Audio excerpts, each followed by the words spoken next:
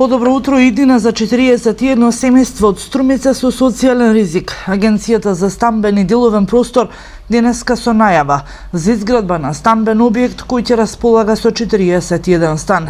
Во нив ќе се вдомуваат деца без родители, самоохрани мајки, како и семејства со одреден социјален статус.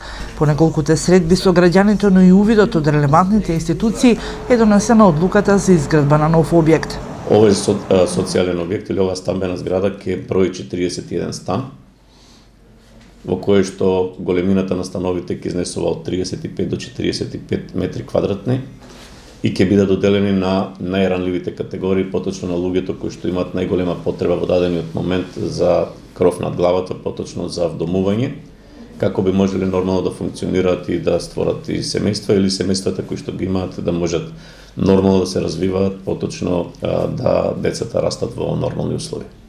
Доколку се тече според законските рокови и планираната динамика, почетокот на градбата на новата стамбена зграда, наменета токму за семејствата од социјален ризик, ќе започне со изградба со почетокот на идната година.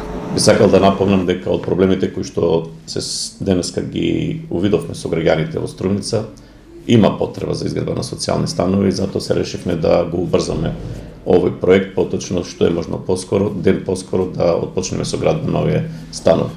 Директорот Грозданов денеска уствари средба со струмичани кои се засегнати од проблемот, но и со граѓаните кои се корисници на општествени станови. Нови социјални стамбени објекти во моментов се во градба во Кочани, Гостивар и Македонски Брод, а 13 поголеми општини во земјава веќе се изградени од 2009 до денес.